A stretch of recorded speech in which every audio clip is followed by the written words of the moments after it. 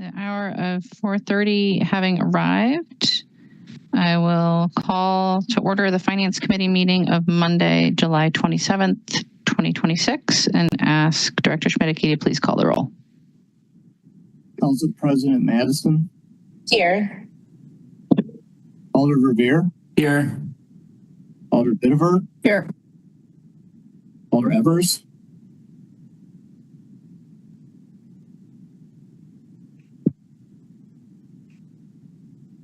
Alder Lankella. Here. Alder O'Brien. Here. Mayor, you have quorum. Thank you. I assume that Alder Evers' dog is making noise and thus he's not unmuting. Thank you, Alder.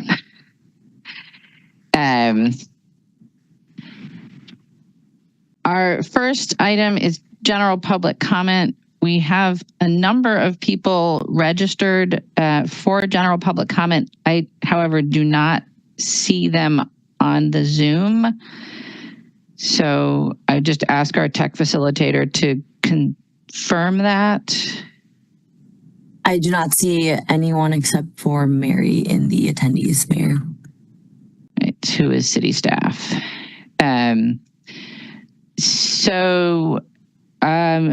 It's the will of the body, but might be appropriate to have a motion to table item 1, which is general public comment, to the end of our agenda to see if folks do show up.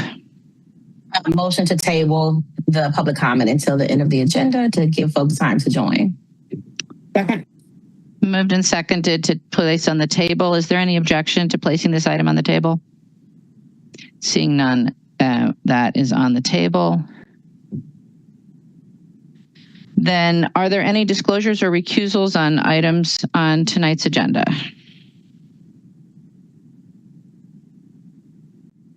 Seeing none, then we'll move on to the consent agenda. In addition to item 1, which is now on the table, we have, I believe, presentations on items 16 and 18. So those will be separated. Are there any other items that members of the body would like to see separated from the consent agenda at this time? Alder Revere. Thank you, Mayor. If we could please separate agenda items 3 and 13. And I vote 3 and 13. And I was going to suggest agenda item 9 because the fiscal note was inaccurate, but I just noticed it looks like it's been corrected since I reviewed the agenda earlier today. Thank you, Alder. We'll separate items 3 and 13. Thank you. President Madison? Not on this, but I did get a message from someone who said they registered to speak but did not get a link, an email link. Can we have our tech facilitator just check on that, please? Yes. Thank you. All right. Are there any other items that members of the body would like to see excluded from the consent agenda? Alder Bitiver. I just very briefly, items 2 and 4 allow our continuing staff to just say hello. Thank you, Alder. Are there any other items that members of the body would like to see separated from the consent agenda at this time? Seeing none, then we will be separating items 1, 2, 3, 4, 13, 16, and 18. If I could get a motion, please, on the balance of the agenda, which will stay on consent. Move to adopt. Sorry, y'all. Second. Moved and seconded to adopt the balance of the agenda and the recommendations therein. Is there any objection to recording unanimous vote in favor? Seeing no objection, we'll record that vote and move on. So our first item then is item 2, which is Legistar 94051. I'm pleased to submit to you the appointment of David Schmidtke for a confirmation of an additional 5-year term as finance director. And if I can get a motion in a second, we could ask the director to say a few words if you'd like. Motion to accept or adopt. Second. Moved and seconded to confirm. And Director Schmidtke? Thank you, Mayor. Thank you, members of the Finance Committee. I'm honored to have been asked by the Mayor to continue serving as Finance Director, and I look forward to continued work on a lot of the efforts that we have around transparency in the budgets, our efforts around bringing data into the process for decision making, and continuing to serve both the mayor and the council in the stewardship of the city's financial resources. So again, I feel very honored, and thank you again for this opportunity to serve. Thank you, Dave. Are there any questions for Director Schmidtke? I would just like to appreciate the fact that Director Schmidtke is willing to continue serving. I'm sure the rest of you feel the same way.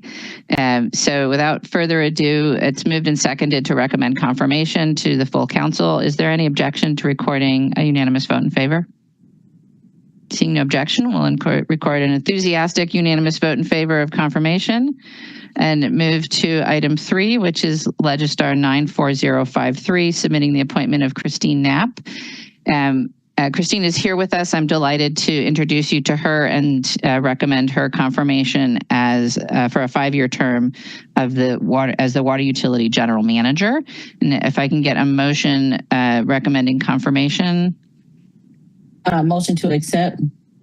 Second. Moved and seconded to recommend confirmation. Christine, welcome. Thank you for joining us. If you'd like to introduce yourself to the body and just say a few words.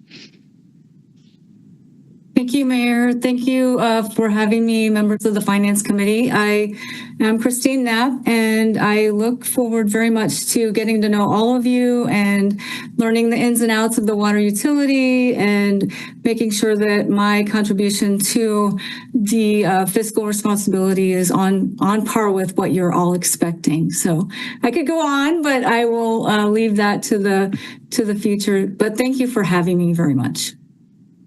Thank you for being here. Are there any questions for Christine? Seeing none. Oh, Alder Vitever. Just, I mean, if you just want to like a very brief, like summary of like what brings you here today, like what's your background and why Madison? Sure. So I'm currently, for the next couple of weeks, the water plant manager for the city of Cedar Rapids in Iowa, and I oversee the operations and regulatory matters for our 2 treatment plants in the city. And why not Madison? I've visited there and I've loved it every single time. And I think it was about 3 years ago I said I would love to retire here, and I actually am possibly going to see that happen. So I look forward to that. So yeah, thank you. Thank you, Alder. Any other questions? If not, it's been moved and seconded to, Alder Rivera, go ahead. Yes, thank you, Mayor. And I separated this item first and foremost so that we could meet Christine. So very warm welcome from me, Christine. I really look forward to working with you. Thank you for coming to Madison and for being with us today. I did have a question, however, Mayor, not for our water utility general manager nominee, but rather perhaps for HR Director Hilson or for you. And that is, when I read the contract that's before us, the employment agreement, it looks like perhaps there might be inconsistency in the provision that's entitled general responsibility, and then further down personnel actions as it relates to direct reporting and how who the general manager would serve at and report to. So I was just wondering if you could clarify. Obviously, this is a whole new world for us with the next agenda item of our exciting new public works director and how that all fits in. But to be more specific, in general responsibility, it says this position reports to the water board and the mayor, and works as a member of the Public Works team. But then further down under personnel actions, it says the general manager serves at the pleasure of the mayor and the director of Public Works. So just looking for a clarification and wonder if we need any minor amendment to the draft agreement. Director Hilson?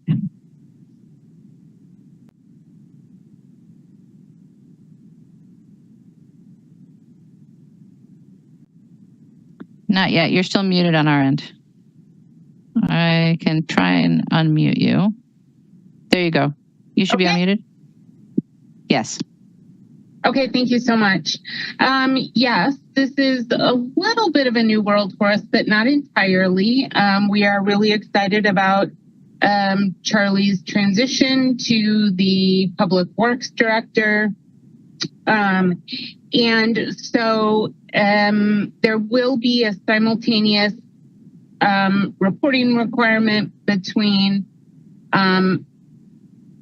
Christine and the mayor and the Public Works Director.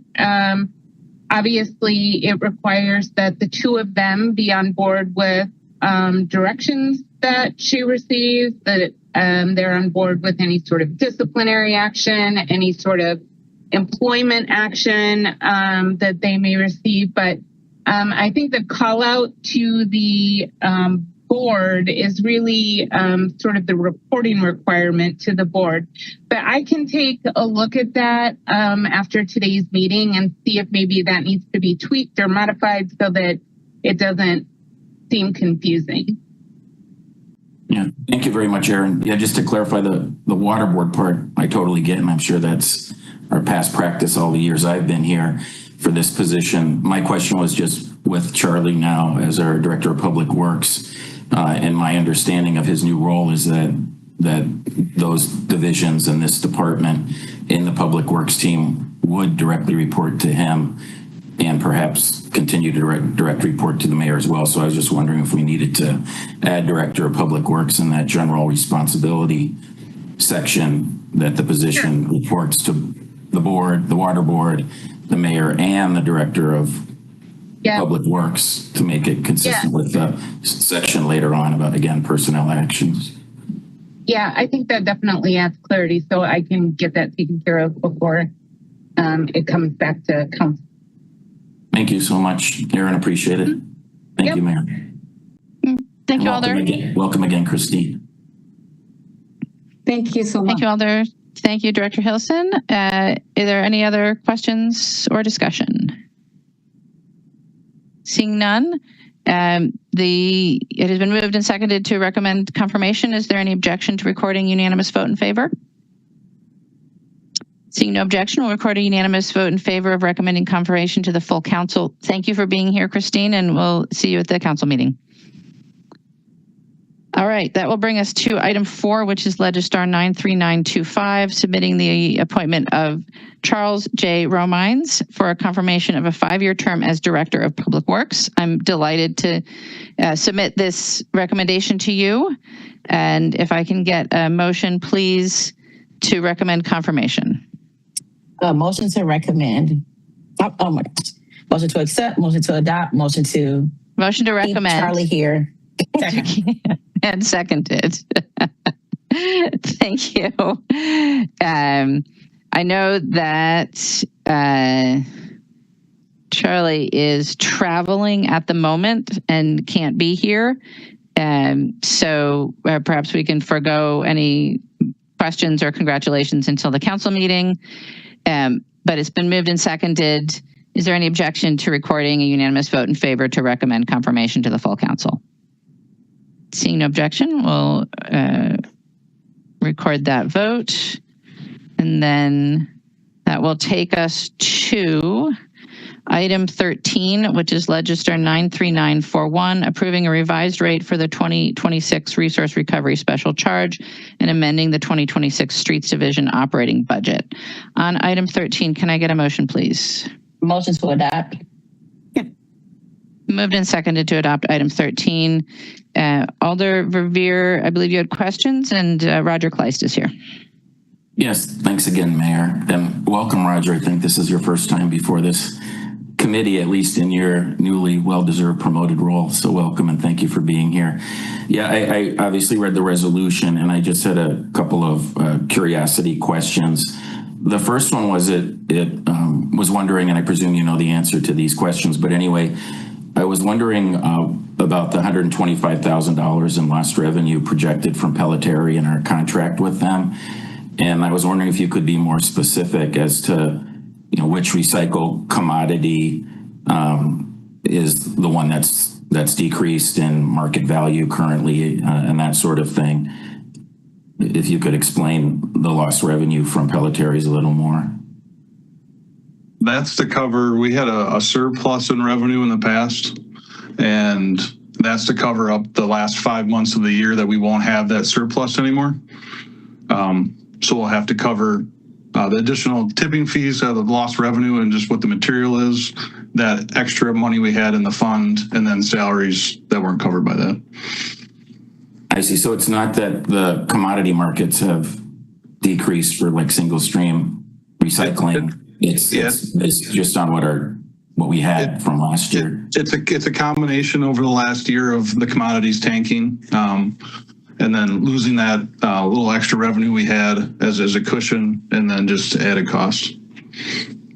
Thank you. And then obviously the biggest part of this increase, according to the resolution, is increase in diesel fuel costs, which are pretty understandable. The other part I just wanted to ask about is salary savings, inability to meet our target for salary savings. Could you discuss that a little more? Did we simply not have any turnover in the positions that are responsible for resource recovery? Or sorry, Alder, could you repeat that? Charlie was trying to call me while you were asking the question. I cut you off. Well, I hope he's not trying to tune in because you're doing a fine job answering these questions. I hope he's not trying to jump in. But anyway, yeah, sorry, Roger. What I was saying is obviously the biggest piece of this is the increased diesel costs, which are pretty self-explanatory. The other part was $170,000 projected deficit due to our salary savings and the inability to reach your salary savings target for these positions. So I was hoping that you could explain that, elaborate on that a little further. Is it simply that you've had hardly any turnover? You've done so well in retaining the employees that are covered by this special charge, or what exactly do you attribute that to? Yeah, so it's the salary savings is hard to do with RRSC because we only bill actuals to it. So unless we were to reduce services, we can't actually see a salary savings on that because we only bill actuals, and we didn't cut any services with the recycling collection. So we're actually taking that out of this next budget process to have a salary savings on recycling, or at least try to reduce it, because we only bill for actuals. We do have a surplus in salary savings on the general fund. We're probably about $300,000 over the target that we're at now, that we're trying to fill open positions. So we have salary savings somewhere else. Just can't make salary savings without reducing services on the recycling side. Thank you. Yeah, thanks again, Roger. I see that our recycling guru, Brian, has joined us and engaged his camera. Brian, did you wish to add anything, especially about my question about our Pelletaries contract and the single stream recycling commodities market, or anything? Yeah, with the commodities thing, really, it's sort of across the board. I mean, most of what we recycle is paper products. So you think cardboard, paper stuff, and demand has been soft and low for that for a while. And so that's been a big part of it. Over half of what goes in the cart is that. So if that value is very low, that hurts that material too. Plus just as it tends to be where oil prices tend to be high, plastic prices tend to track with that, but most of what by weight in our recycling cart, not a lot of that's actually plastic by weight, and that's how you do recycling, is all by weight. And plastic is just cheap to manufacture too. A lot of people that even use that are choosing to use like virgin plastic materials as opposed to recycled materials, so that's part of that too. But really, a lot of it's that paper value. As paper is worth more, that helps us. When paper is worth less, that doesn't help us. So, and as shipping changes and as our buying behavior changes, as the economy shifts around too, that's that's kind of where the cardboard stuff comes in and where all that paper products really, that's a big driver of it. Thank you. Thanks for explaining that. Thank you, Mayor. I'm complete. Thank you, Alder. Are there any other questions for staff on item 13? Seeing none, then item 13 has been moved and seconded. Is there any discussion? Seeing no discussion, is there any objection to recording unanimous vote in favor of item 13? Seeing no objection, we'll record a unanimous vote in favor of item 13. Thank you, Roger and Brian, for being here to answer questions. And that will take us to item 16. Item 16 is Legistar 93981, authorizing the issuance and establishing the parameters for the sale of not to exceed a lot of money in general obligation promissory notes of the city of Madison, Wisconsin, and directing the final approval of the terms thereof. On item 16, can I get a motion, please? Motion to adopt. Second. Moved and seconded to adopt. I believe staff have a presentation on this. Yes, thank you, Mayor.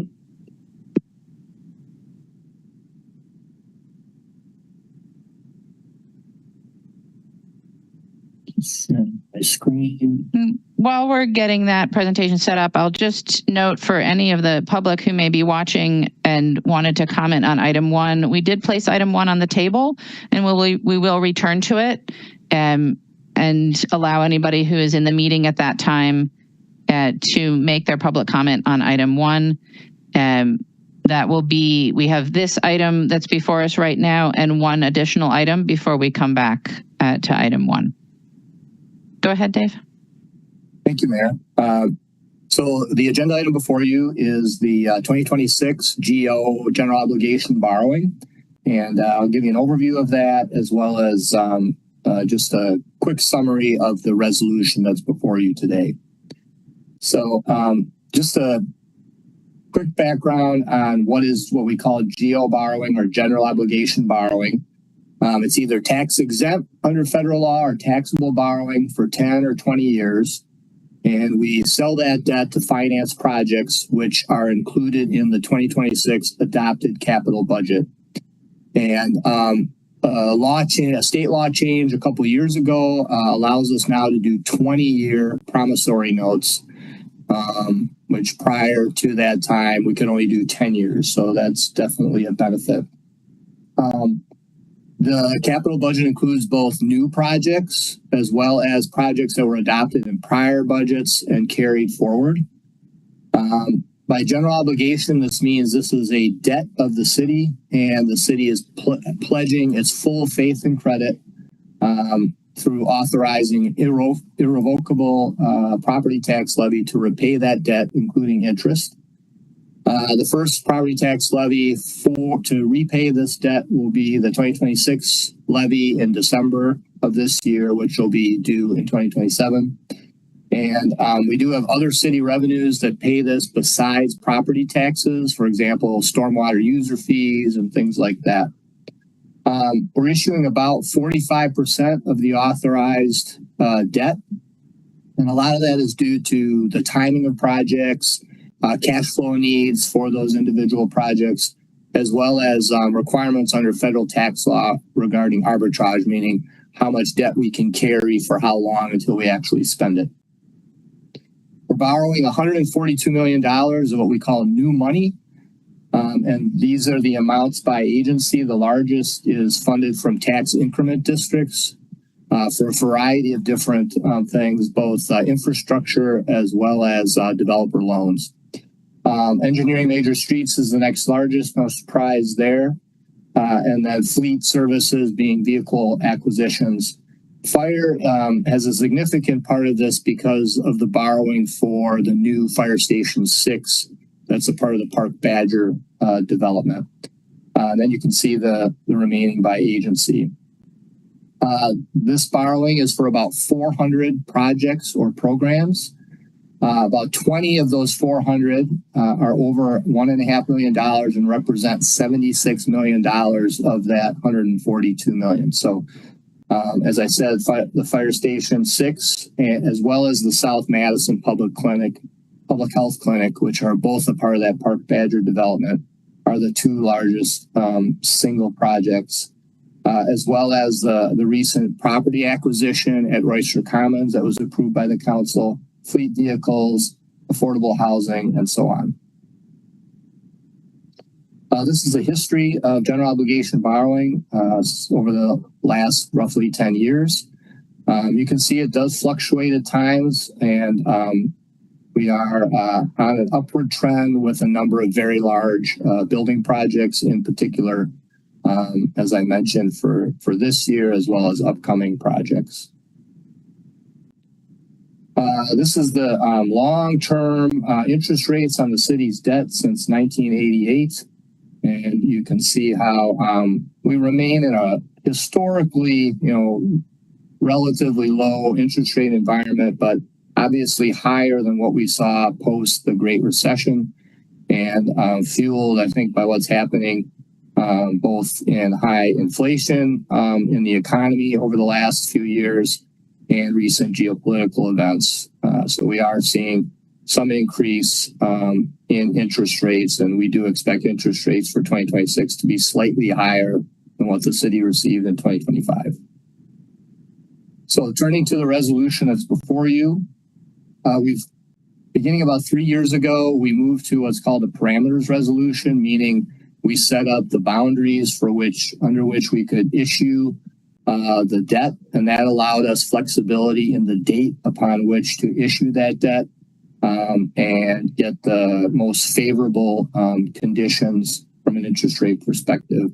So it does allow the finance director to carry out the intent as expressed by the Common Council, and those have to fall within the parameters in the resolution. Many government entities use this approach, and what the parameters will be: the maximum par amount, so the borrowing there, the maximum true interest cost, that's how we compare competitive bids, and the maximum amount of cost of issuance for the note proceeds. So the maximum par amount is about $173 million, as you see in the title of the resolution. About $85 million of that is 10-year borrowing, tax exempt. 20-year borrowing is about $27 million. That's primarily for those large building projects that I mentioned. And then we have about $32 million that's taxable. That includes primarily those types of borrowing, such as for developer loans under TID, affordable housing type of investments, and things like that that are not eligible for tax exemption under federal tax law. 29 million of that 173 million is possible refunding of already issued debt. And these are possible opportunities based on where the market is right now. And we might refund 29 million. We might refund something less than that or zero, depending on the market conditions at the time of sale. And if we have an economic savings, from that possible refunding. And then our maximum true interest cost is 5% on the tax exempt, and is 6% on the taxable. And then our maximum cost of issuance is $390,000. That's for our municipal advisory services, our bond counsel, as well as various actions we have to take to register the notes. That parameters authority expires at the end of this calendar year. We do expect to sell debt on August 25th, based on timing to date. So with that, I'll stop sharing. I'm happy to answer any questions. Thank you, Director Schmidtke. Are there questions on item 16? Alder Vitever? This is sort of a general question that tends to come up in conversations with folks in the district, and particularly since I have one of my district projects is on the list. And it's that duality of that we both take out loans to fund for street improvement projects and there's assessment. Can you just speak to a little bit about what the determining factors are about, like what goes to where, how much do we decide that is supposed to be for bonds versus how much is for assessments, and kind of how can community members get engaged to understand how this works? So we probably, and I don't think they're here today. We probably need city engineering to speak to that, because that the assessment policy determines, is it curb and gutter, the extent of the improvements, and so it's based on the engineering determination of what's happening in the roadway that determines how much of a project will be funded from special assessments, how much from city debt. And depending on where the project is occurring, there could be other funding sources involved in the project, such as federal aid, state funding, county funding, other local funding for that project. But there is a city assessment policy that determines how those costs are allocated, that was recently updated, and I believe came before the council, if I remember correctly. So individuals can see that policy, and obviously, through the process, the legislative process, if that is changed in the future. Thank you, Alder. Alder Revere, questions? Thank you, Mayor. Thank you very much, Dave, for the presentation, and moreover, thank you for re-upping for perhaps as much as another 5 years or more with us. We really appreciate that and your leadership. My question is, when the results of the borrowing exercise this year that you and your team engaged in, that led then to the number that's before us in this resolution, how does that number compare to the adopted 2026 capital budget and the amount that we had anticipated we would need for borrowing proceeds last fall? It's about 45% of the authorized borrowing. So that's both the new borrowing that was authorized in the 2026 budget, as well as amounts carried forward from prior capital budgets. Thank you. And how does that compare historically, would you say, to? That's roughly where we've been each year, is around 45 to 50%, for the reasons I mentioned in the presentation, which include, just timing of projects. These are multi-year projects. We don't want to borrow too soon for projects because of federal tax law arbitrage requirements and things like that. So projects could be delayed for a number of different reasons, and that's why we have to continue to carry over that authorization from one year to the next. Thank you very much. You're welcome. Thank you, Mayor. Thank you, Alder. Are there any other questions for staff on item 16? Seeing none, it's been moved and seconded. Is there any discussion? Seeing no discussion, then is there any objection to recording unanimous vote in favor of item 16? Seeing no objection, we'll record that unanimous vote, and that will take us to item 18. Item 18 is Legistar 94055, which is the mid-year appropriation resolution amending the 2026 adopted operating budget by taking a number of different actions and amending, taking a number of different actions, which we are about to have a presentation on. So I will not read the whole thing. But first, on item 18, can I get a motion, please? Motion to adopt.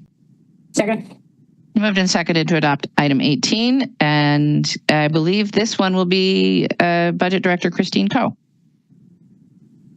Hi, everyone. Good afternoon. As the mayor mentioned, this item has a lot going on in it. So the presentation this evening will provide a high-level overview of our projection process, as well as the actions recommended through the resolution.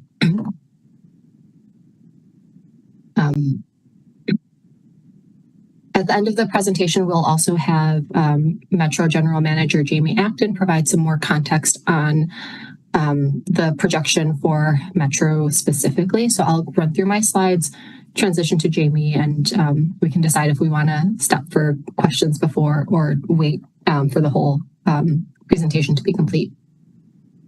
So there are two main components to the slides. The first is explaining how we create the mid-year projections, and then a review of what is in the resolution itself. One important thing to note is that the budget projection is based on a point-in-time analysis of projecting spending through the end of the year. So on June 1st, we pulled data for all of the actual expenditures through May 31st and prepared data for the projection process. It takes us about a week to prepare all of this data.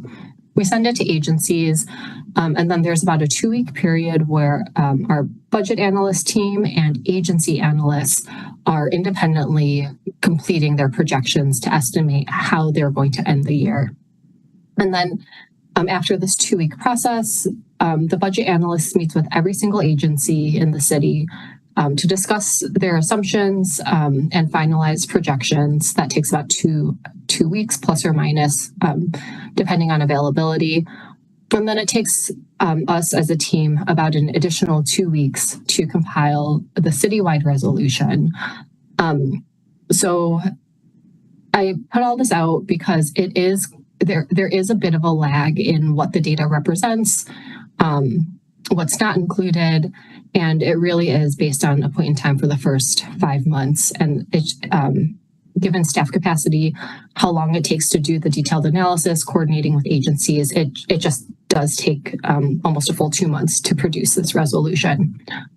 So please keep that in mind as you see any of the numbers. This table provides a high-level summary of the projection for the general fund. In the columns, we have the budget at different phases. So we have the 26 adopted budget, the revised budget, which reflects any transfers or legislative files that have been approved to date, our estimation for the mid-year projection based on this collaborative process with agencies, and then the difference, which is the mid-year projection minus the revised budget. And then negative numbers typically indicate where we're either underspending in expenses or overperforming in revenues. And then for the rows, we have our general fund revenues, property taxes, and our total general fund revenues for the first 3 rows. And then the second section in the bottom, it reflects our expenses. So I'll go into this in more detail on subsequent slides, but for general fund revenues, we're projecting to overperform or have more revenues than budgeted due to a number of areas where we anticipate receiving more local revenue than the budget. This is primarily related to ambulance billing and building revenues. Property taxes we project at budget. So in total, our revenues are about $767,000 above where we projected. In terms of agency expenses, our total agency expenses, we present certain revenues are presented in the agency budgets, and we look at the net of agency revenues and expenditures to do our projections. And that's also how we build our budget. And when you take these numbers together, in total, agencies are projecting to underspend by about $4 million. So this combination of overperforming revenues, underspending in expenses leads to a projected surplus of about $4.5 million. And that's really just taking this total revenues number plus total expenses. The footnote is just a technical note about how we factor in carry forward encumbrances. I'm not going to get into that detail right this second. So just looking at the high level summary for general fund expenses. In total, expenses net of agency revenues are projecting about $4 million below budget. If we just look at it, something also to remember about the budget is that we have a budget for what we call direct appropriations, which is where we centrally budget for costs that are difficult to allocate specifically to agencies. So that includes things like our contingent reserve, payments for comp absence escrow, which is sick leave payout for retirees, and some other miscellaneous benefits and costs that are really benefiting the whole of the city. If we exclude direct appropriations and only look at agency budgets, agencies are actually projecting to overspend by a little over $1 million. This overspend is driven by a few things. The largest item being personnel costs, being about $3 million over budget. And when I speak about personnel, I mean both salaries and benefits. This $3 million over budget is a combination of various factors. One is it includes the comp absence escrow payments. When they are made, they hit the agency budgets, and then at the year end, they show up as an actual in the agency budget. We budget for it in direct appropriations. And in our year-end resolution, we make a transfer from direct appropriations to the agency. But until we know the full costs, we don't make this transfer. So it appears to be a deficit in the agency when we really do have another pocket of money to cover those expenses. So that's a portion of this $3 million. In addition, starting with the 2024 budget, we implemented what we call budget efficiency cuts that were 1% in 24 and 25 and 0.75% in 2026. We budget for this in this kind of overall budget reduction in personnel because most people recognize that savings through salary savings and turnover. However, agencies may actually achieve that savings by underspending in purchase services, supplies, or somewhere else. So personnel costs being over budget is somewhat overstated because agencies may be achieving savings in non-personnel objects, and they also might be showing the full comp absence escrow costs that will be covered through a year-end transfer. So that's the personnel side. For non-personnel items, agency budgets as a whole are projecting to be about $2 million under budget in purchase services. And this is mostly related to the timing of multi-year software agreements and prepaid expenses. So there's a pretty significant underspend in the IT budget, for example, and a number of other agencies where agencies may have prepaid a full 3-year software contract in 2024, 2025. It was budgeted in 26, but they already paid for that. And that's related to changes in accounting practices for software. So the agencies are projecting over budget by $1.06 million.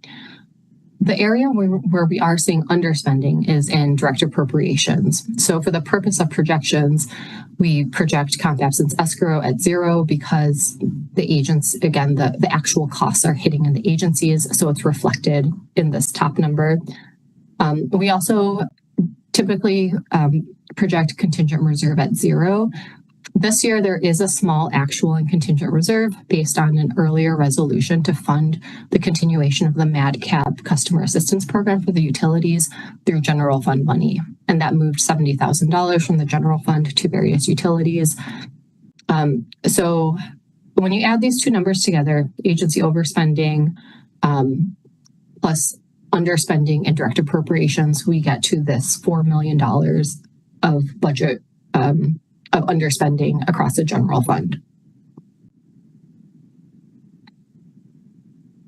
In terms of general fund revenues, I mentioned there are a number of areas where revenues are performing higher than budget.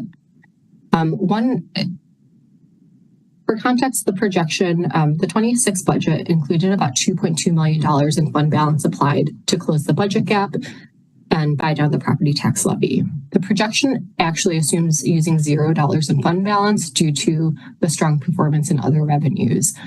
So we project fund balance at 0, and the areas that are making up for that are really in ambulance charges, where we're getting $1.9 million above budget due to changes in Medicaid billings and how we're collecting for those costs. And then in building permits, which are projecting about $1 million above budget, a lot of this is related to construction related to the spring hailstorms. In prior mid-year resolutions, we may have adjusted the interest numbers based on trends.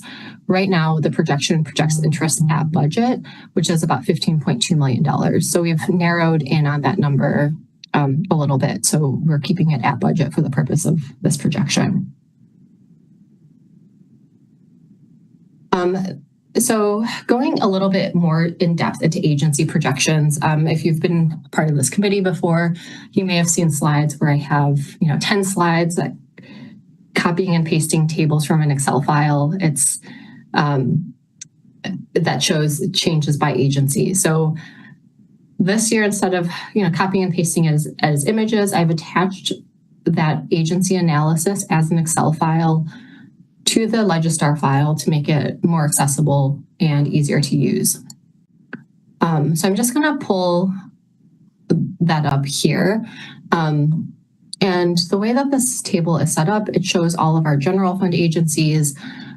Functional area is just how we group agencies in the budget. So all the admin agencies, you can, if you like to play with data, create pivot tables, you can group this on your own. So we have our we have our different categories for functional areas. We have our agencies, and then the columns are mostly the same as the table I presented on one of the first slides, where we have the original budget, revised budget, actuals, projections, and then the variance is the difference between our projection and revised budget. In this presentation, any positive number is showing where an agency is going to be under budget and essentially generating a surplus, and a negative number is where an agency is going over budget. And then I have a number of comments related to the major drivers of these variances. So I'm just going to hide some of these. I'm not going to go through every single item right now, but just to illustrate, assessor is projected to be under budget by about $353,000. That's really because they've had 2 vacancies for much of the year. Those salaries and benefits, along with some other items, make up the majority of this underspend. They're expecting a slight overage in non-personnel for costs like postage, transcription, and other costs. So the resolution does include an intra-departmental transfer where they're taking some of their salary savings and applying it to these non-personnel items. Again, areas where you see underspending, a lot of this, in the example of the attorney, is related to being over budget and personnel. And this is a combination of comp absence escrow, which is budgeted centrally and will transfer to agencies. And there's also a payroll allocation issue in the attorney's office where staff time wasn't being charged correctly to TIDs and capital projects. So that's a technical issue that will be cleaned up before the end of the year. So you can read through these comments. I'll highlight a few because areas where we have a big number. The clerk's budget is projecting to be over budget by about $900,000. About half of this is related to being over budget in personnel. This is due to higher uses of hourlies and election officials to cover capacity due to vacation and turnover. I think last year the budget was being developed when there was a lot of transition in the clerk's office, so we didn't adequately budget for supplies and counting all of the elections scheduled this year. And then related to purchase services, the agency is projecting to be over budget because of a new lease for equipment for a facility to store election equipment related to construction of the Dane County Election Center. That project was known, but it wasn't, the lease costs were not known. There's a resolution on that item recently that was adopted by the council, so we need to fund to that. IT, I mentioned, has a surplus of about 1.1 million. This is the largest surplus of any of the general fund agencies. And this is a combination of having a kind of above average number of vacancies for the first half of the year that IT is taking steps to fill. And a pretty significant being significantly under budget in purchase services related to the timing of software costs and prepaid expenses that were paid in 24 and 25. There was a change in GASB rules about how to account for these software costs. We didn't fully understand the impacts of this in future budgets, so we carried forward more cost in IT than we needed to in 26. So they are showing as being significantly under budget. A few other items, police, again, at the time of the projection, which used data through the end of May, was projecting to be over budget by about $750,000. And this is fully attributable to comp absence escrow costs. There were a number of line items that were projecting over or under budget. But this deficit amount is related to retiree payouts that would have been covered through the year-end transfer. And then one other item that's somewhat unusually large is the deficit in traffic engineering. They were over budget in personnel due to comp absence escrow, as well as not meeting the salary savings target. The 2026 budget, we increased their salary savings above the standard 3% average because the agency had been having consistent and persistent vacancy rates. So we kind of made a one-time adjustment to salary savings to increase that, lower their personnel budget, and use that money to reallocate within non-personnel costs. This year, they've been able to staff up and do not have the very high salary savings rates, which is resulting in an agency level deficit. So I'm, again, not going to talk through every agency. I think I talked about everyone that is 500,000 or more. And if people have any specific questions, I'm happy to go back to this during the question portion.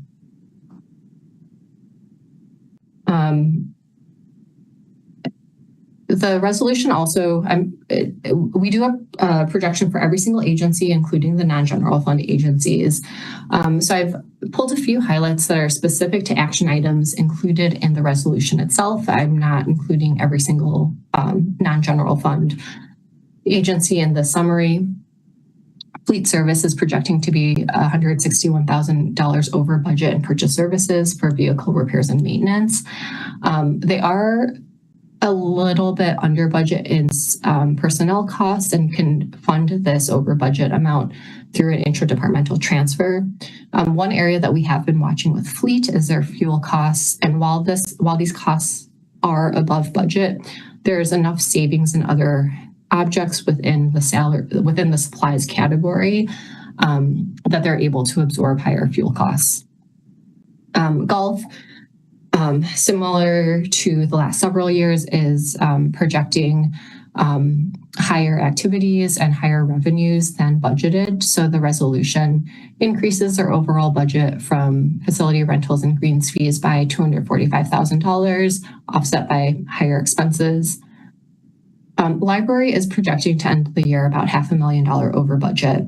And this is related to a number of things, primarily related to their personnel costs. There was a large reclassification for positions that was adopted by the council a few months ago that included significant back pay. This wasn't fully built into their budget.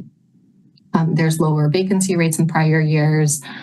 And while we did our best, they also have higher the budgeted comp absence escrow, which is paid through the library fund, not through the general fund direct appropriations amount.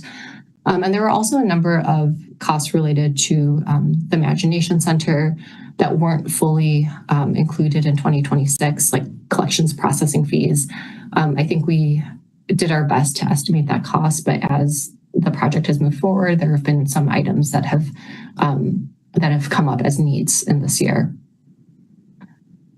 Metro is projecting a $4.2 million deficit. That's a combination of revenues being lower than budgeted and expenses being higher than budget. So it's not just that they're overspending by this amount. It's a combination of factors. And as I mentioned, Jamie will provide a more in-depth presentation on this item after I go through my slides. And I'll kind of leave the details for that portion. The streets agency includes multiple funds, so they are a majority of their budget is in the general fund, but they also have separate budgets for resource recovery, urban forestry, stormwater. So as discussed with an earlier agenda item, the RRSC budget is projecting a deficit of about $500,000. It's a combination of revenues, higher diesel and personnel expenses, and earlier in this meeting, this committee took action on that item. And all of the other enterprise funds are projecting to meet budget targets and not require any transfers at this time. Okay, so that was a lot of information. What exactly does the mid-year resolution do? 6 main components. Some of these are very technical in nature and are things that we do every year to transfer money from a central pot to an agency. Some of them are larger issues. So I'll run through each of these 6 components. The first is transferring funds for carry forward encumbrances for contracts that span multiple years. The second component is making intra-departmental transfers to cover deficits in major categories. So this is where an agency is projecting to be over budget in one area, but they can cover that by moving money across objects. Number 3 is appropriating $500,000 from contingent reserve to agency budgets to cover projected deficits. Number 4 is increasing budget authority for Metro Transit. And 5 and 6 are more technical in nature, where we're making other appropriations and transfers and amendments to the capital budget. All right, so number 1, this is more of a technical item. Encumbrances that are outstanding at the year end can be carried forward into the next year. This happens a lot with services that span multiple years. So an agency might have started a contract at the end of 2025. That purchase order encumbrance is carried forward into 26, and there's a transfer to the budget in their agency budget to increase their overall budget authority to recognize this carry forward. In the general fund, we had $356,000 in carry forward encumbrances across multiple agencies. We do budget for this in direct appropriations. We have $400,000. So this resolution is a technical adjustment to move the budget authority from direct appropriations to the agency's incurring costs. And then in the library fund and public health fund, most funds do have some level of carry forward encumbrance. For the library fund and public health, we're proposing transfers to increase budget authority for this amount and using fund balance applied to cover this expense. For the library, it's about $29,000. This is mostly related to the timing of private donations and expenses related to services offered. In public health, this is a larger amount, $430,000, and public health has sufficient fund balance to cover this. The second item is, again, intra-agency transfers. So agencies that have underspending in one area can propose transfers across what we call major expenditure categories. So moving money from supplies to salaries or benefits to purchase services. So this is a pretty modest number that reflects just cleaning up the budget and truing it up to where agencies are actually spending money. So I've mentioned the assessor having higher non-personnel costs. So they're moving $25,000 from salaries to supplies and services. Civil rights is proposing transferring $20,000 from benefits to translation and interpretation services. And traffic engineering is proposing moving $38,000 from benefits to supplies and services. And then I mentioned in the fleet fund, they are projecting over budget for vehicle repairs and maintenance, but have enough savings from salaries and benefits to cover that cost at this time. There are 2 areas where we are proposing transferring money from contingent reserve to agency budgets. And this is areas where an agency is projecting to be over budget in a non-personnel major.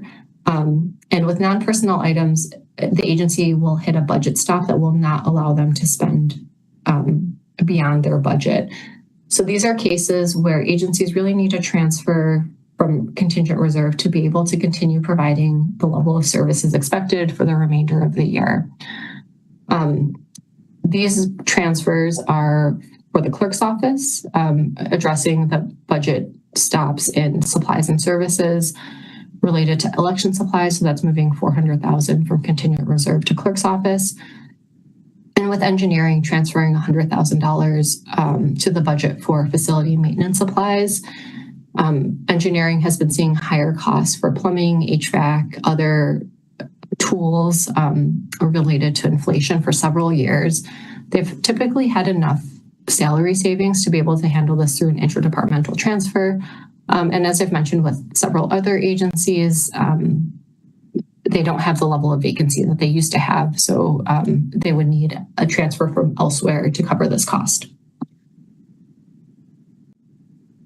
Metro Transit, I'm going to very briefly talk about this, and then Jamie will go into more details.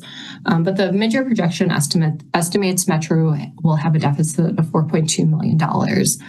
And this is a combination of revenues coming in below budget and expenses being higher than budget. The resolution itself does not address the full projected gap of $4.2 million.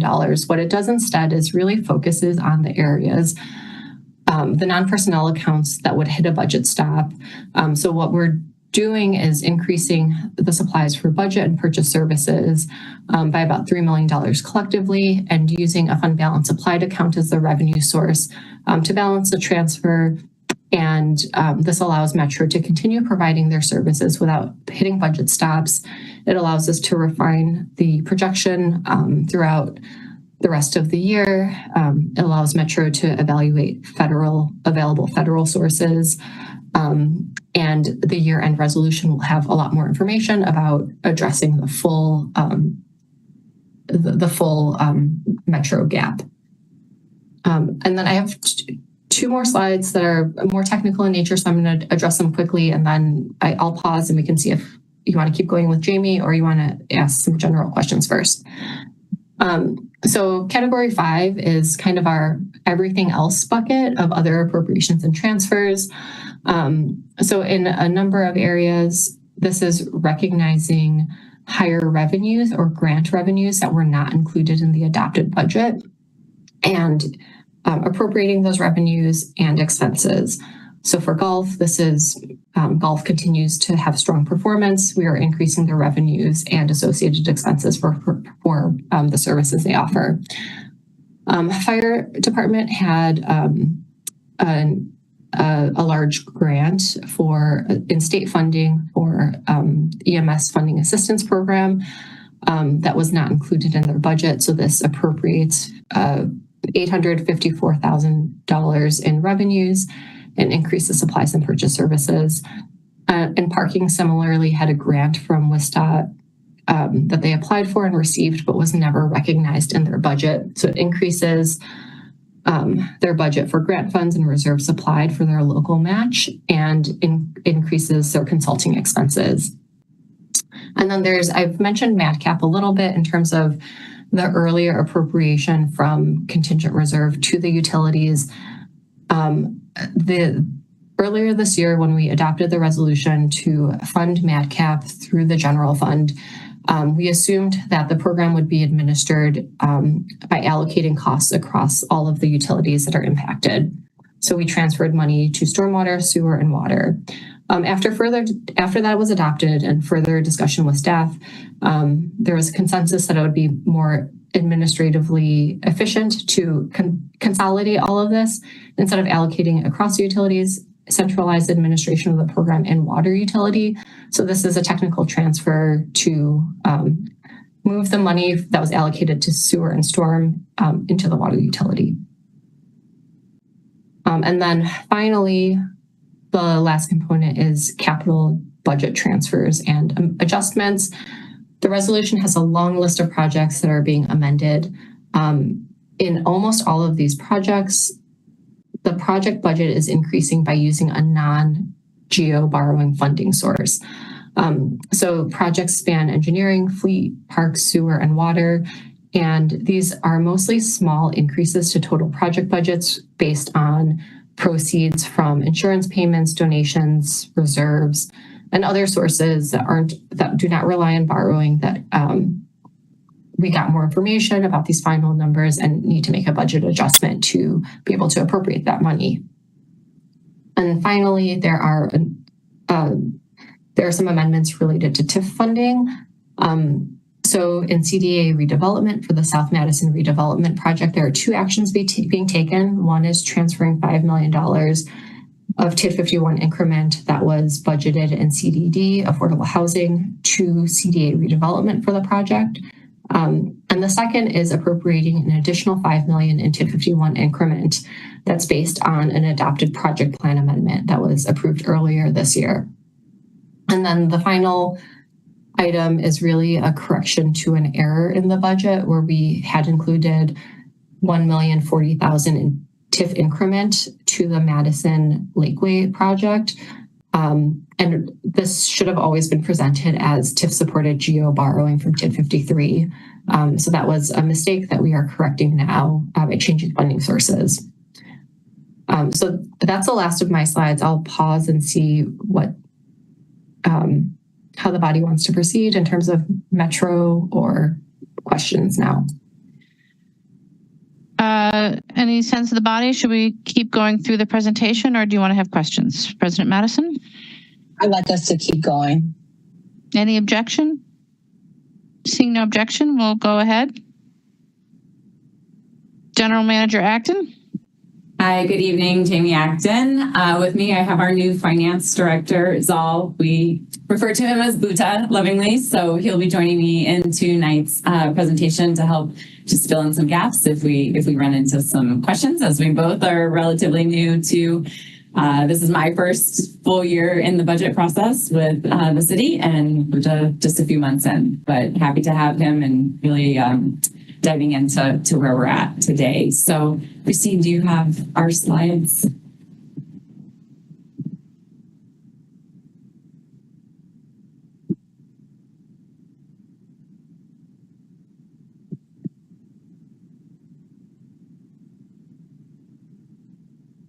Great, thank you. Can everybody hear us okay? We're kind of testing out a new situation with audio today. So, okay, so big picture right now. Metro is over budget and essentially will have been for the last two budget cycles. So in 25, we came to you late with about a $5.7 million deficit. And then as Christine has been talking today, we are currently projecting 4.2. So obviously the 26 gap is smaller, but we still are in a situation where our revenues are below budget and our expenses are above the budget. So that is essentially, looking at our revenue projections and the estimates that have been given for prior budgets, the rates of providing service that haven't been keeping pace with our actual costs. And then those actual costs continue to rise and they aren't in line with our current operating realities, whether that is service level or contractual agreements or whatnot. So as Christine mentioned, our immediate need right now is to have the increased budgetary authority to be able to make sure that we continue to purchase supplies for the buses, to continue to do maintenance on. And then also an increase to purchase of services, which is primarily our paratransit contracted services that we are federally required to provide, since we also provide the fixed route service. Next slide, please. So where does Metro's money come from? In 2026, we had these four main revenue streams. You'll see the general fund or the city subsidy is about 30% in the orange. Top right. Below that, we've got the intergovernmental funds, which are essentially federal and state grants or funding that provide us with some operating expenses and assistance. That's about 31%. We have other, which is kind of a mixed bag of wheel tax, registration fees, advertising sales, insurance recoveries, and just some miscellaneous revenue. And that's about 9%. And then we have our purchase of services, and that is our contracts, that's our fares, that's our passes, and that accounts for another about 30%. So that's where we're sitting there. Next slide, please. So just a little bit more about these revenues. So our service contracts, as we entered into them, I believe They auto-renewed last August for another 5-year period for some of them. These are everything from the community contracts that we have with other municipalities to provide service. It's MMSD, it's the universities and the colleges. It's a bit of a mixed group of agencies, organizations, communities that are purchasing service from Metro that we provide. What we have found, based on the information that we're required to report to the Federal Transit Administration, is that those contracts were not initially set up to cover our full cost of providing said service. So we're running into some challenges around that, and those will need to be adjusted and addressed. We also have an outdated agency fare rate for our paratransit clients that have rides and trips booked through different agencies. That hasn't been touched since 2023. Paratransit is definitely one of the highest modes of transportation, but it is also one of the most critical modes of transportation in our community. The next update is fare capping and pass sales. So we have some housekeeping to do around fare capping, pass sales, and really looking at the way that we are applying this and how we're doing it consistently and what our process and our policies are around fare capping, pass sales.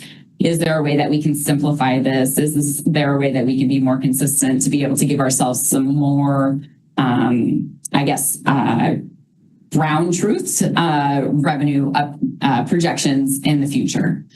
And then we also, as you saw, the federal and state funds that are provided to us annually, these intergovernmental funds have not kept up with inflation, and they have not seen increases over the last 10 years, at least since what I've been looking at, that would really keep up with our actual costs to provide service and to be able to cover those costs. So those are some of the challenges around our revenues that we need to kind of dig into and dive into. So the next slide, please, Christine, talks a little bit about our federal funds and how we can use the federal funds. So every year we get specific categories. We get four categories. 3 are shown here, and then the discretionary. The one that's not shown here is a 5310 program, and that's a pass-through program. And it's actually a program that we administer for the rest of the county to be able to utilize. So we get it, but then we promptly put it back out into the community for transportation around seniors and people experiencing disabilities. So we have these categories. They have a lot of rules. They have a lot of eligibility requirements. They have a lot of timelines and reporting and just drawdown processes. And they all require a local contribution. And we get that local contribution from the general fund for certain parts. And then we get our local contribution from the capital budget as well. The thing that's important about these monies is that they can be combined, but their dollar amounts and usage cannot be transferred from pot to pot, essentially. So we have a lot of moving pieces and parts around the federal dollars, but some of what Christine had mentioned about us not necessarily needing to come in for a subsidy at the end of the year is going to be tied to our ability to leverage these federal dollars and what we actually have available to us this year. So we are leaving no stone unturned and starting to dig in and really see where the flexibility in the federal funds lie for us to be able to try to help fill this gap. Next slide, please. So what are major cost factors impacting our 26 budget?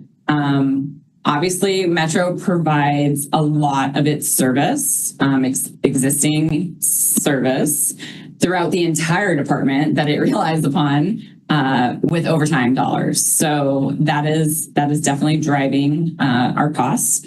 Bus parts came in 2026 higher than anticipated. The warranties for the new buses, the 60-foot buses, are now no longer covered by the vendor, and we are paying for those replacement parts directly.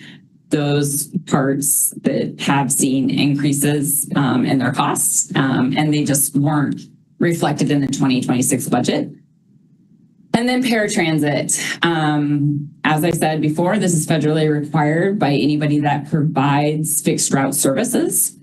And it's essentially for people that are unable to use the fixed routes. Something prevents them from using fixed route or BRT. When our service chain area changed in 23, 24, and then 25, our paratransit demand increased as the service area expanded naturally. You are required to provide paratransit service within 3/4 of a mile of the fixed routes. And so we definitely saw more demand around that.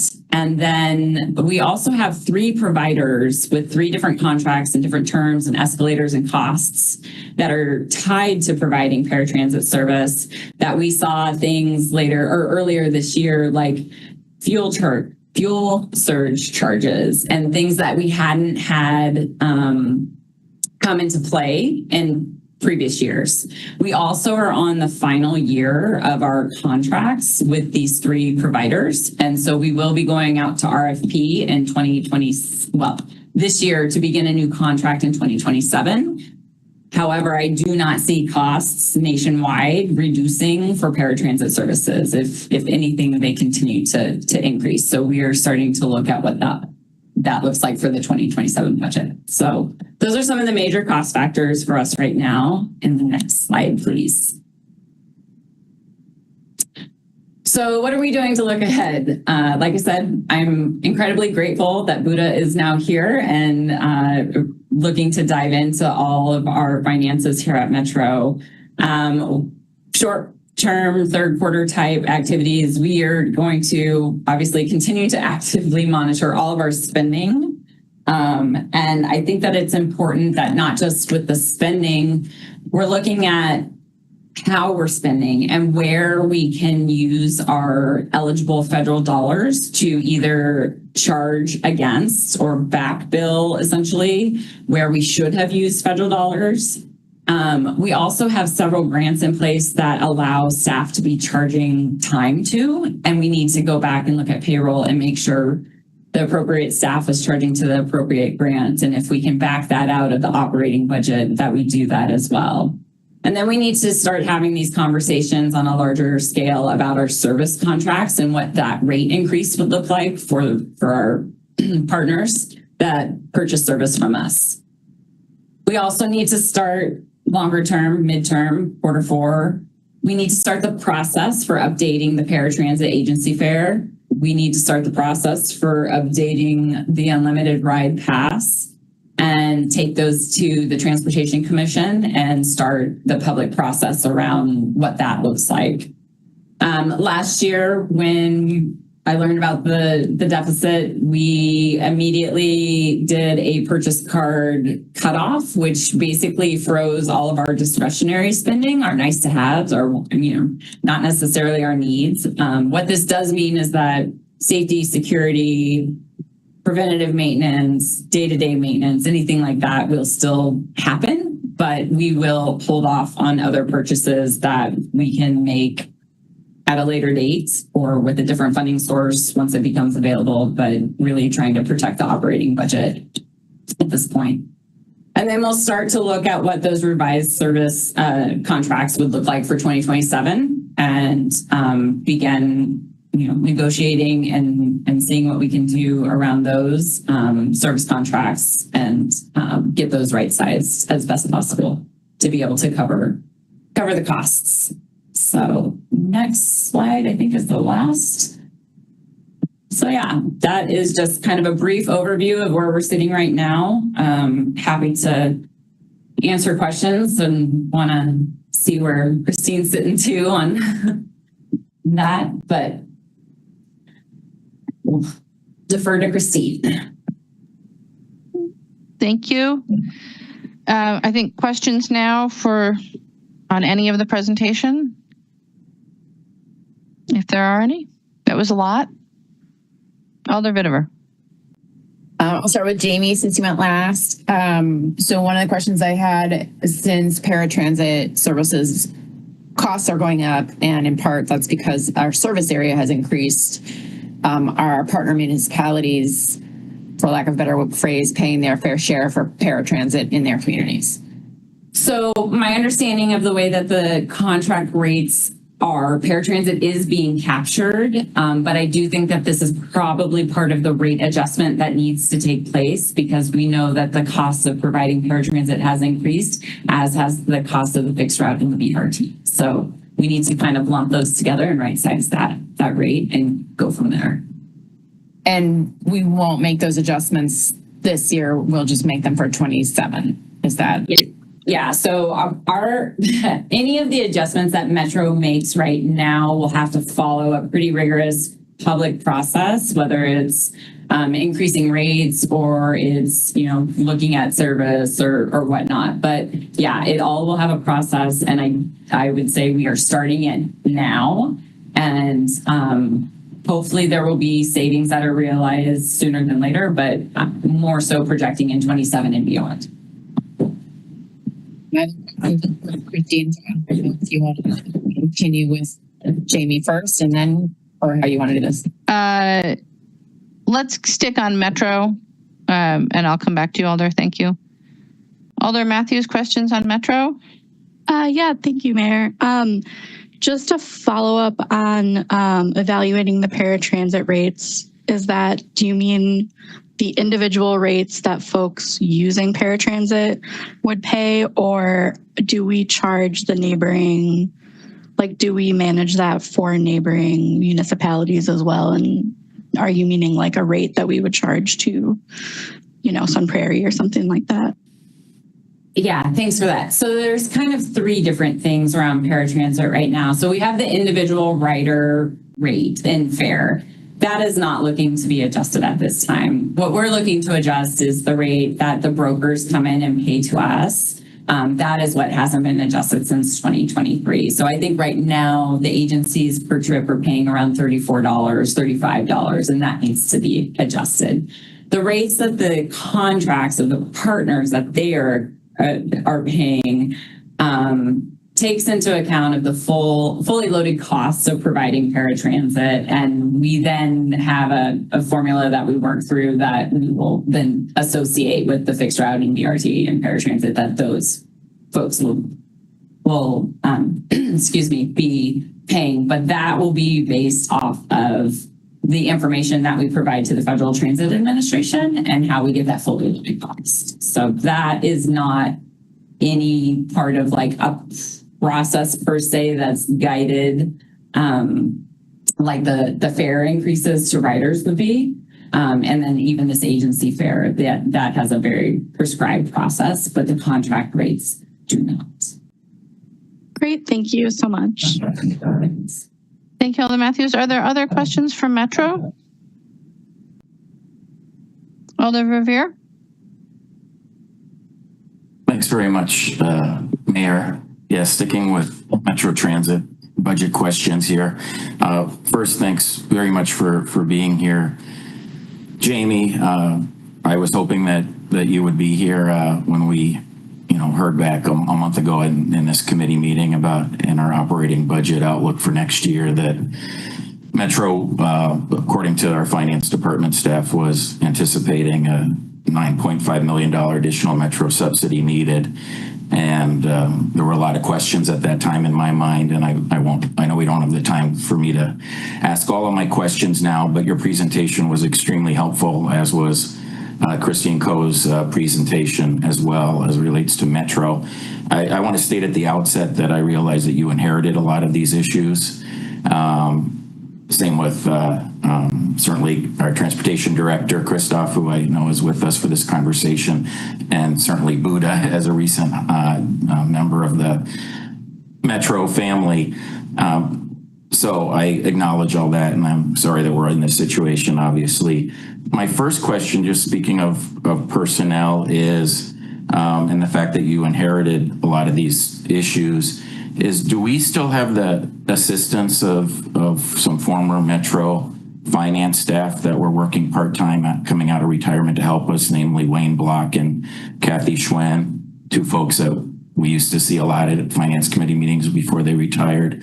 Are they still helping at all with the history of Metro finances, et cetera? Yeah, that's actually one thing that has been really great actually to have, is Wayne kind of in our back pocket to be able to reach out and be like, how was this calculated? How did we do this? How were we using that? And Wayne actually just helped us get through our single audit and whatnot. So I know you've been having conversations, and other staff have been having conversations with Wayne. Kathy Schwen, she was ready to go off and be retired. So we've had less interaction with Kathy since, I think it was back in December. She decided she needed to go be retired. So less with Kathy. I appreciate that, and I certainly can't begrudge her that. I'm happy that you have Wayne as a institutional memory to help you with the financial issues that you're struggling with here, and working to get Metro's financial house back in order. But why don't I perhaps ask some questions in no particular order, I will admit, beginning perhaps with the service contract issue. And admittedly, us policymakers haven't seen or heard much about the service contracts since we kind of reformed the process many years ago, where individual contracts no longer go to the Transportation Commission or the Common Council, and they're more handled administratively, as you said, kind of auto-renewed and so forth. So as it relates to those service contracts, just to make sure that I am understanding correctly, the service contracts, that would include our contracts with major employers like the hospitals, UW, correct? So we have a variety of contracts. We have the partner agreements with the communities. We have the UW contracts, which actually we have 2 with them, hospitals, the other colleges. The ones that auto-renewed that I mentioned, those are the ones with the partner communities. And they do all have clauses in there that are reopeners, that we can come back and say, hey, we need to have some conversation. And this would warrant conversation. Oh, yeah, so thanks. I'm glad we're clarifying the vocabulary here. So service contracts do include intergovernmental local partners, like say Fitchburg, Middleton, Sun Prairie. Right. Okay. And then our service contracts also include, as you say, UW employees and hospital employees, UW student bus pass. Those are also all service contracts that have reopeners. Clauses? Yes, everything has a clause to it that we can come in and either reopen or terminate and start fresh or whatnot. Mm-hmm. Why don't I pause there, because I see Christoph Mayer is seeking perhaps to help answer my question. Yeah, no, I think it's worth probably separating that we have 2 kinds of contracts. One kind of contract is basically a fair contract, where somebody has a contract with us where they essentially bulk purchase fares. The other contract is a purchase of service contract, where somebody has a contract with us where we operate service. In some cases, like UW, they have both of those. And both of those obviously have different economic drivers. When we're purchasing fares, the question is, what rate are they purchasing those fares at compared to what a regular rider pays? When they're purchasing service, the question is, how does that rate at which they're purchasing the service compare to the actual cost of operating that service? So in terms of purchase of service, we have the school district, we have UW, and we have partner communities. In terms of purchase of fares, partner communities aren't doing that. UW and MMSD are, and then a number of other employers are doing that. Yeah, thank you for the clarification, Christoph. So you anticipated some of my follow-up questions, and again, anybody can answer these, not directed to anyone in particular. One of the areas that we've heard in the past, particularly when I remember Eric Knepp talking in this committee forum about financial issues when he was interim general manager, was the MMSD Dodger school service and those monies that never materialized to the extent that we had anticipated. Could any of you speak to that Sure. Yeah, we recently started having conversations with MMSD around the way that our work rules are formed, and we essentially run that service on 100% overtime, essentially. So MMSD was able to raise essentially their budget line item for purchase of transportation through us for the I always get their school years wrong. Their 25-26 school year, and then going into the 27 and 28 school year minimally. I think we saw that go from about 700 and I think it was 780K to about 1.2 million.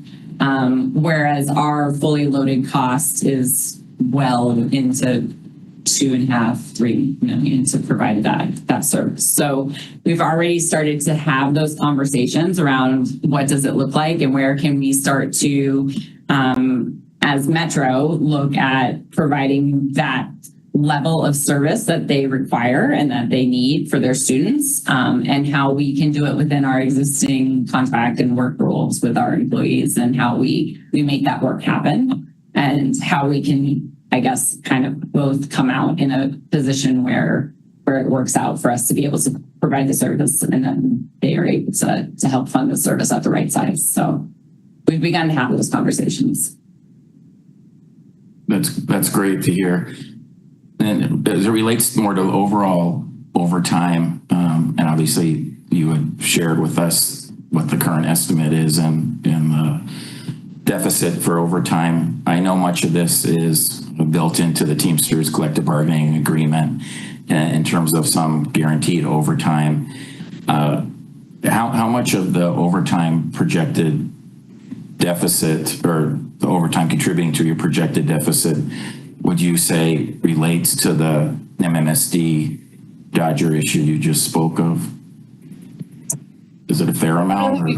Dug into that dollar amount exactly, but we could probably get you that dollar amount. The one thing that I would say is that we are experiencing overtime from not just the operators, it's also in the shop with the mechanics and keeping up with our maintenance, and then also, across administration and the work groups that are doing some other behind the scenes work, whether that's our payroll and timekeeping people or our admin staff and whatnot, customer service reps. So we could probably get that broken out here relatively easy and provide that if that would be helpful. Thank you. And not all of those folks, but most of them are covered by the collective bargaining agreement, correct? The mechanics, the dispatchers. No, not so much the dispatchers.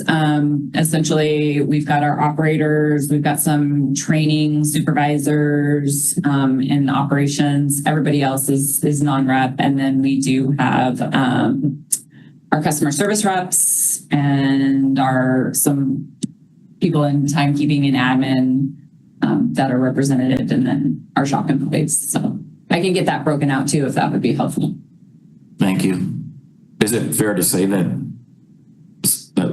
a good portion of the overtime is built into the collective bargaining agreement, or would you say that that's not necessarily the case and it's more that you just are dealing currently with still a number of vacancies, as I think since the pandemic, Metro in particular has had unfortunate problems with recruitment and retention? Yeah, I think we have some level of vacancy, but I do think that there's some things built into the CBA that definitely drive overtime. And how are you doing with vacancies, would you say, especially operators?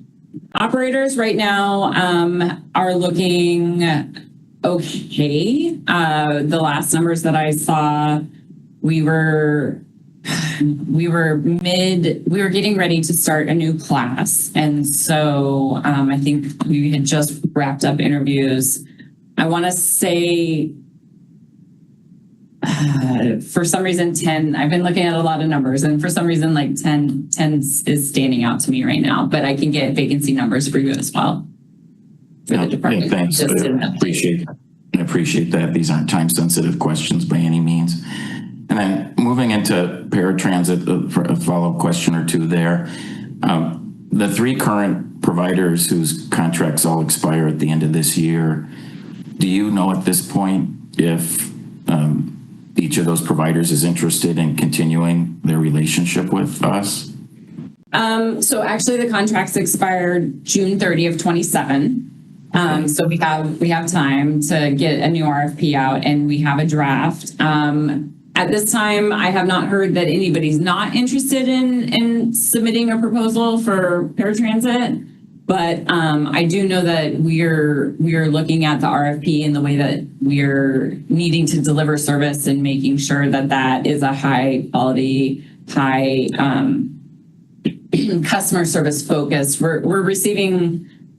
We've been having some challenges around paratransit in some of the contractors and some of the behaviors that we've been experiencing and some deficiencies in the program. So we're looking at really standing that program up in a different way. And I have not heard yet that the 3 providers would not submit an RFP or submit for the RFP.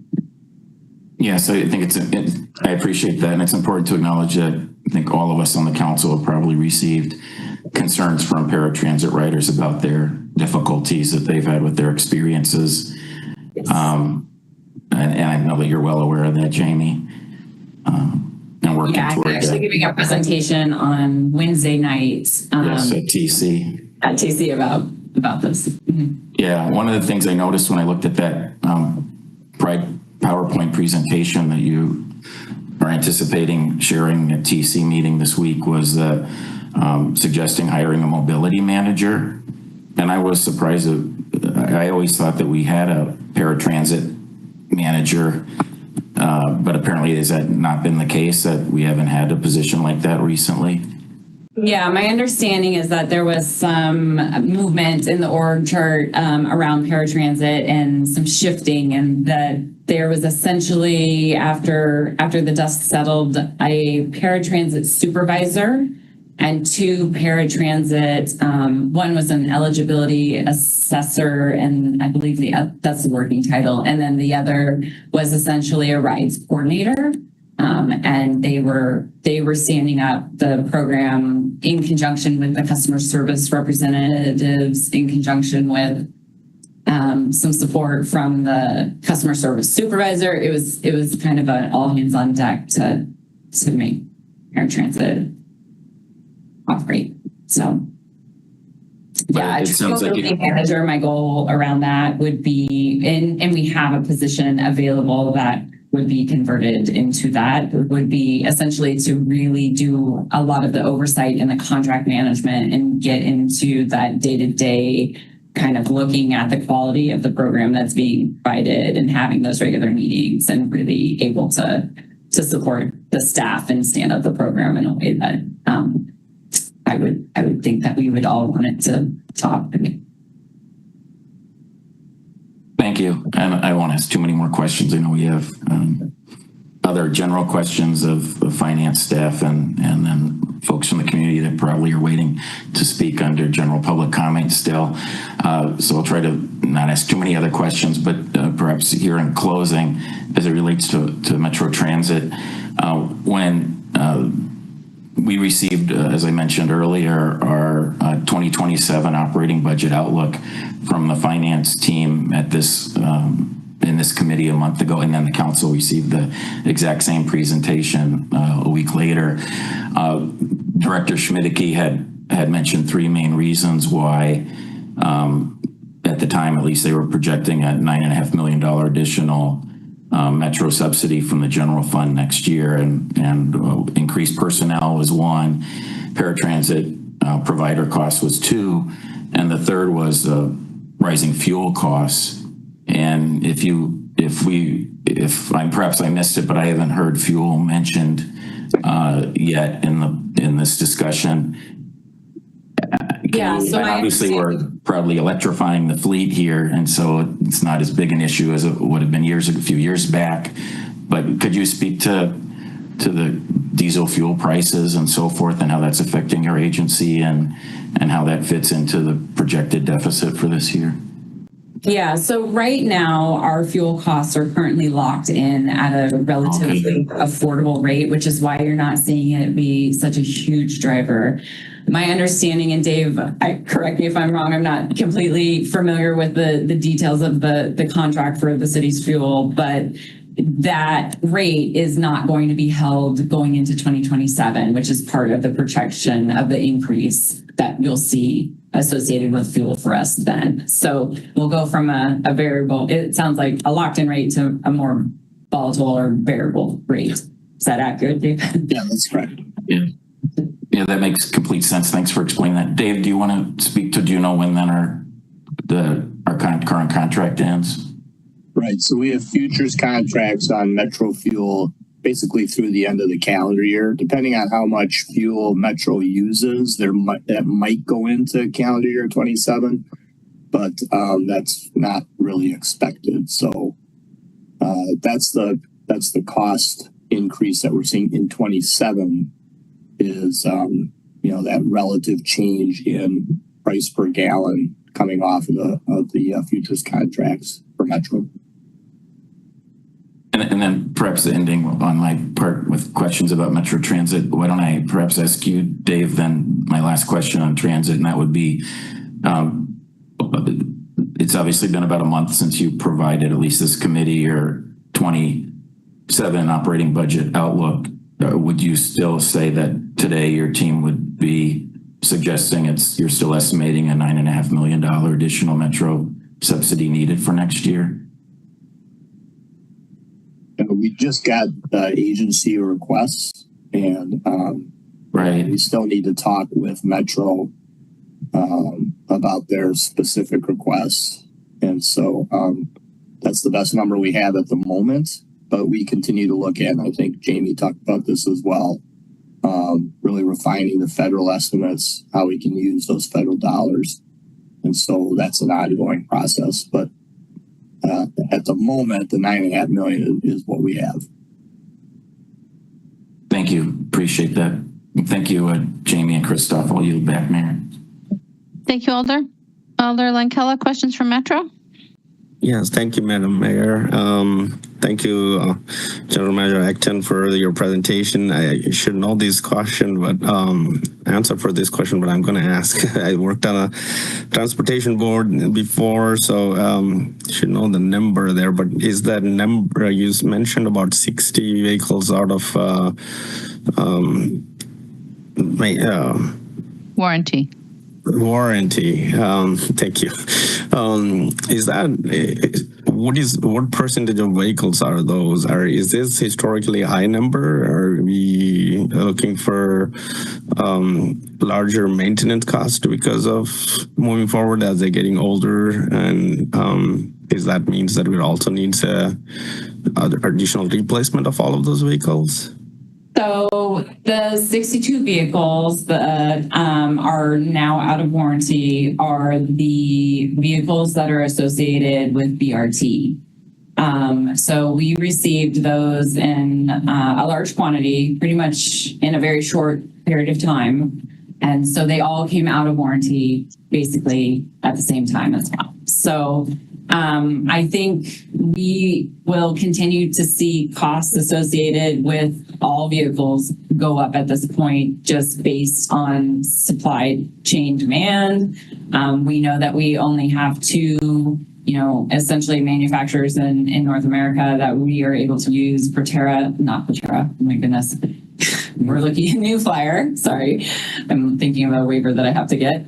We have New Flyer and Gillig buses in our fleet, and once they get to a certain age and mileage, we are able to utilize aftermarket parts, but those parts are not produced in mass quantities, and the rest of the country is also looking to try to get their hands on them. So, cables that we had initially thought that were going to be around $5,000 are now $8,000. Things have just continued costs have just continued to increase in fleet maintenance. So I think you'll see that across the country. We're not unique here, but we do have 62 of them. So it's 100% of our BRT fleet at one time. And so we are starting to look at ways that we can try to manage our inventory needs, manage our preventative maintenance within the intervals that is required by the federal government, and really kind of keep on top of those things. But like I said, just didn't take those things into consideration for 2026 in the budgeting process. So my assumption, so moving forward for 27 and up, you're going to be putting those into your projections. So it will not be a big will not let me not. Yes. Great. We also do have older vehicles in our fleet that we are looking to retire, and that we will be looking to right size our fleet. We have a bit of grant money that we will be able to kind of increase they call it the state of good repair, and basically, bring newer vehicles in, transition older vehicles, less efficient vehicles out. But again, it'll be a delicate balance of how many do we bring in at one time versus our service level, and making sure we have what is called our spare ratio right sized, because we can't just have a bunch of buses sitting and waiting. We have to have kind of an exact right number based on our peak level of service. And I would add on the warranty front, these 60-something buses are our first electric articulated buses. They are a new kind of bus in the fleet. So some of what you are seeing here too is our mechanics, our supply chain ramping up for a new kind of bus we were not operating or maintaining before.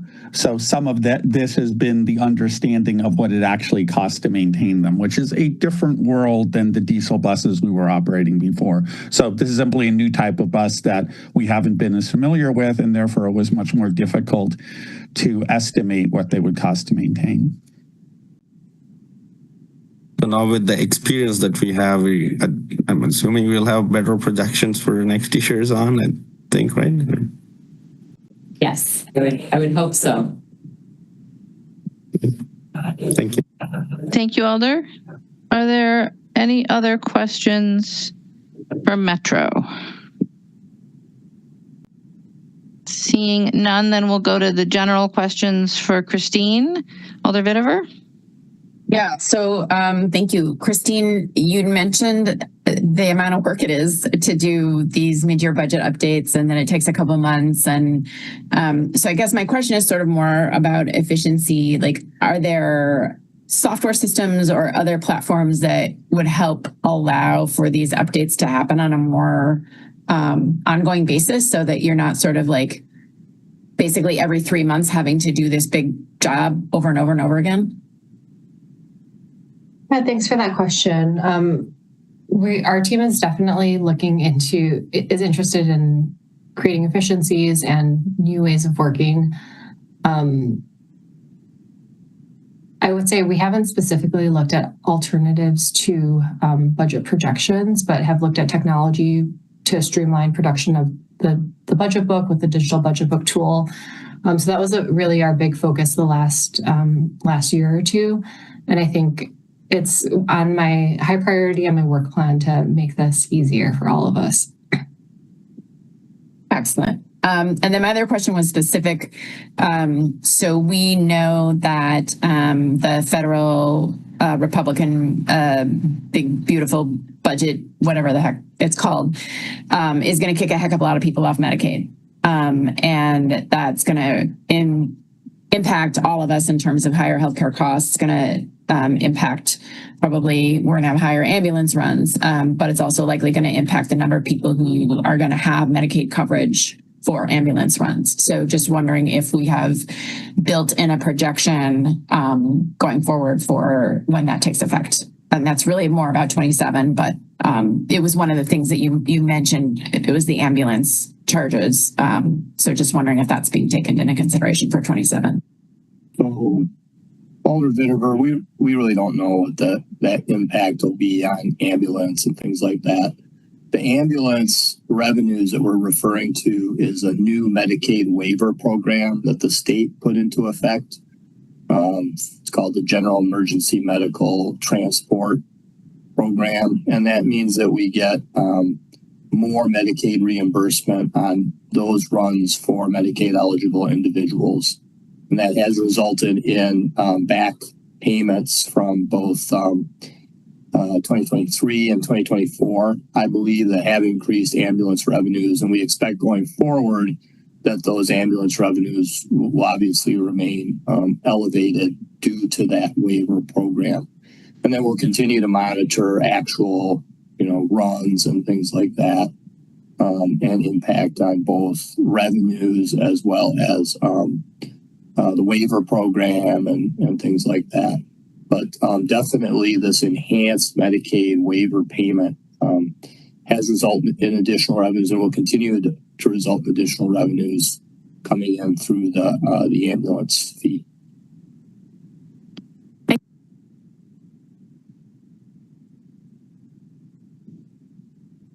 Thank you, Alder. Are there other questions on the budget presentation? Alder Revere. Thank you, Mayor, and thank you, Christine, for your excellent presentation. It helped answer several of the questions I had just reading the resolution over the weekend. So I did have just one question and one request. I'll start with the request.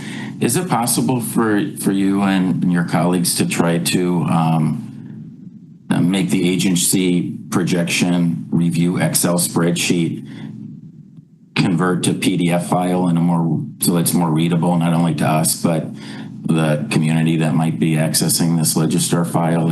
Several of the end column, the commentary, you probably haven't noticed yet, the words are cut off and you can't read like the ends of some of your comments. So I was hoping you could, at your convenience, maybe make another effort to convert that Excel spreadsheet to a PDF. Yes. We don't lose any of the information. This was brought to my attention at the beginning of the meeting, and I've since re-uploaded that Excel file. So you should be able to open it. Okay, great. It had converted to a PDF unintentionally that had the cutoff issues, but I've re-uploaded it as an original Excel file so you can have full access to the data and expand and review cells. So I believe the public-facing Legistar site had the correct attachment for the last hour or so. Terrific. I just need to refresh them. Thanks very much for that good news. And then speaking of your helpful agency projection review Excel spreadsheet, I see Fire Chief Carbon is with us. I just want to acknowledge, I don't have a question for you, Chris, but I do want to acknowledge just how great it was to see finance. Well, you're turning your camera on anyway. Let me just say congrats to you and your team. It was so great to see finance staff confirming full staffing for your agency and the best overtime projection I've seen in years. I don't know if since you did turn on your camera, if you want to say anything about that and how you achieved that. No, I won't go into a lengthy reply, but I'll just say thank you for the support and allowing the recruit class sizes to continue. And that's really helped us over the last 3 to 4 recruit classes in order to catch up, maintain that staffing, and allow the creative staffing program to kick in and be more effective. So we really appreciate the support. Thank you. Thanks very much again, Chief. And then lastly, my question for you, Christine, is I was just curious, and in response to one of my questions Dave mentioned earlier, reminded us that operating budget agency requests were only recently submitted. I know they were due on the 17th of this month. I was just wondering if you could give us an update as to what your best guess estimate is to when those agency budget requests will be available to be viewed by us policymakers and the community online. We're aiming for next week. So if you go to our budget webpage, we'll have 2 deadlines under our budget request. We have the date that it was due from the agencies and our anticipated date of publication. And we currently have 8-3 listed. We're building the request in the digital budget book for the first time to try and use some of the benefits of the new platform that we have purchased for the operating budget. So we're still working through some of the logistics, and if that date changes, we'll update our website, but definitely sometime next week. Great. Thank you so much. I appreciate that.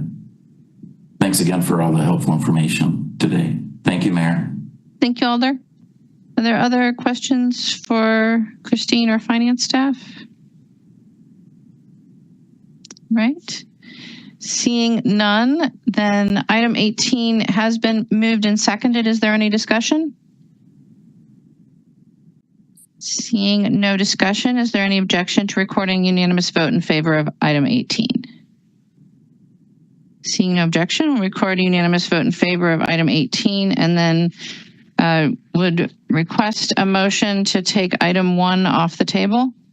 Motion to take item 1, public comment, off the table. Second. Moved and seconded to take it off the table. Is there any objection? Seeing none, item 1 is back before us. I believe we only have one person on the phone in the Zoom. And so let me just jump to the list. Can we have our tech staff allow that person to speak and see if they are one of the registrants? They should have permission to speak. I didn't see that number on the list, but they are being asked to unmute as well. So for the person who's listening on the phone, it's *6 on your phone if you'd like to unmute yourself. And if you were registered to speak, if not, perhaps you could just confirm that you're not interested in speaking. Well, wait a minute.